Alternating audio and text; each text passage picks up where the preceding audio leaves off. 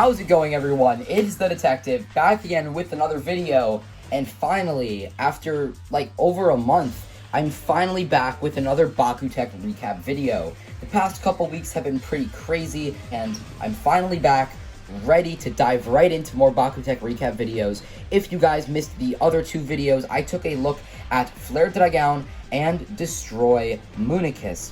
Be sure to check out those videos. I'll have them linked down below, and I also have a BakuTech Recap playlist, which, well, it's pretty small right now, but in the future it's going to get pretty big.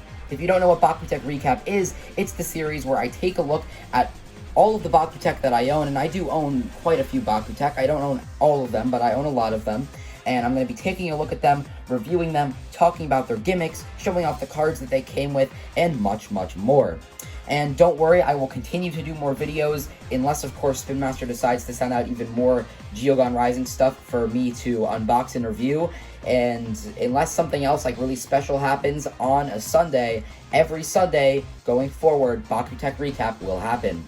And I actually held a poll on my community tab a few weeks ago asking which BakuTech you wanted to see next. And the winner was Van Falco, this Ventus Bakugan right here. And I'm actually really excited to take a look at this guy since he has a gimmick that is kind of unlike anything else that we'd see in the future of BakuTech, and something which we also really never saw in the original Spin Master Legacy series. Now, Van Falco was used by Sho Grif, and he was part of the Grif brothers. So his brother, Sho Grif, actually used this guy right here, which is Keelan Leonis. So today we're going to be taking a look at Falco here because he won that contest, and then my personal favorite out of the two, Leonis, will be saved for next week. So let's actually move Leonis off to the side and let's jump right into Van Falco. So we're going to begin with Van Falco's ball form, and it looks really, really cool. I love the use of the white, but the green really makes this ball form stand out. So it's almost like a metallic color. You can kind of see the light just bouncing off. It's like a really, really nice, rich, dark green, and it works perfectly with this shiny white. You can just see how glossy the white paint is right there on the tail. And yes, that is his tail sort of thing right there. MG mark at the bottom. Unfortunately, mine here is one of the early releases, and I talked about the early releases with Moonicus and Dragon, where the little rubber pieces that hold in the cross and soul parts kind of just deteriorate over time, while the reprints later on were far better quality. And unfortunately, these pieces, they fall out really easily. So when I'm going to roll him and actually show him popping open, I'm actually going to remove these, because otherwise when he opens, they're just going to go flying.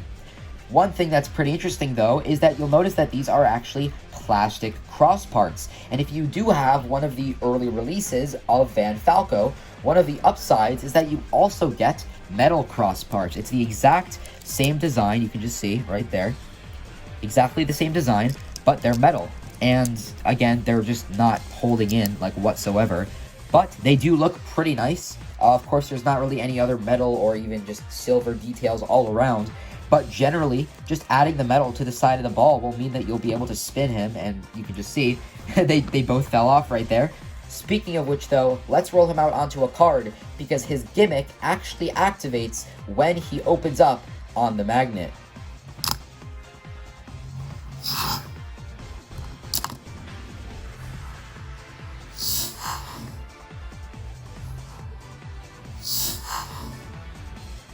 So, as you can see, there was something different between those two clips that I just showed of Van Falco opening up on the card. The first clip that I showed had him kind of open right there. The magnet was kind of located at the very edge of the card, and he opened, and that was it. The second clip, however, the magnet opened around here, and he jumped off the card. And this is where his gimmick comes into play, and it's really, really unique. It's somewhat similar to the Sky Raider gimmick, but in a different fashion, and one that is far more well executed. So you'll notice, of course, I rolled him without the cross pieces on, but I did add those on after, and we'll take a look at him later, but actually, the silver details over here actually do look pretty good with the metal crosses on.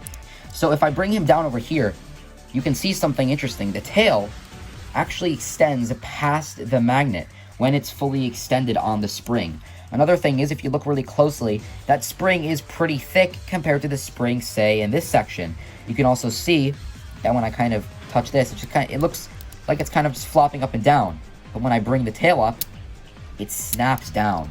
Now, if you guys are more familiar with Bakugan Battle Planet, Armored Alliance, and Geogon Rising stuff, you'll know that a lot of the Bakugan Ultra have these big springs in them that cause the ball form to open and for them to do these big flips. Now, of course, BakuTech didn't do that. They didn't have that gimmick of them standing up because, of course, they had to land on the gate cards. But with a Bakugan like this, he would actually jump off one card and onto another card. And I actually really like this gimmick because you can kind of time your rolls and align the magnet with the card. Let's say there's a card blocking your path, and then let's say you have, just another card over here. I'm going to pull out this Delta Drago because I always tend to use him. Let's say that Delta Drago is your own Bakugan, and you wanted to get a double stand. You could potentially align the magnet so that it would open right here, and then Van Falco would hit the tail down, and he'd pop onto the next card, and then you would get a double stand, and you would get that gate card. Besides the fact that you could potentially get double stands off of it, or maybe even try to avoid getting into a battle, his gimmick is not always going to work the way that you want it to. There are some times when I use it precisely, but it just doesn't jump, like the spring just doesn't hit the card well enough, or the magnet is really stuck to the card. So, it kind of varies based on how you roll him. Nonetheless, though, let's take a look at Van Falco's design. These cross parts just want to fall off, so I'll just leave that one off. Mine has 520 Gs. Again, the earlier BakuTech had lower G power. Really love the designs for the face. It really reminds me of Skyrus. And you do actually have some manual parts here. You have these little pieces over here. The really cool thing about this is that you don't even really need to bring those out, because he honestly looks fine whether you have those manual parts out or in. So we're actually going to take a look at some of the gate cards and ability cards that kind of feature Van Falco on them. But before we do, I just want to showcase how beautiful his wingspan looks. Again, this cross part is just ridiculously annoying. I'll just kind of get it like that. But you can just see how wide and how big of a Bakugan he is. Look at how big that is. It's really, really impressive. So anyway, for the gate cards, there's only one that I own in my collection. It's just the Van Falco gate card. I assume it's the same effect as all of the other character gate cards, which basically just says that the Bakugan on the card gets double the gate bonus. We also have these two other cards here. These actually came from some various special sets. This card right here is called Innocent Hammer. I don't know what it does. If any of you guys could help me out in the comments, I'd appreciate that. But this actually, it says hybrid right there. And there was actually a special BakuTech deck set. If you don't know what a BakuTech deck is, it's basically 6 ability cards, because yes, the BakuTech game did call for 2 of each ability card type in the game, so 6 ability cards total, 3 gate cards, and then 3 BakuTech. And this set was the hybrid deck, and it basically came with translucent versions of these 3 BakuTechs. So you had Translucent St. Aquas, Translucent Keelan Leonis, this is next week's BakuTech, and then Translucent Van Falco. Of course, on the card there, it doesn't look translucent, but if you do have the hybrid deck, they will be translucent, and they do actually look really, really nice. Finally, we have another card from a special set called Windy Shot. I don't know if this directly applies to Van Falco or just Ventus Bakugan in general, but you'll notice that Van Falco here is actually kind of a darkish, black looking Bakugan. And this is also from another BakuTech deck set. There were these 2 tournament decks, or that's what they were called. They were called the tournament decks, I believe.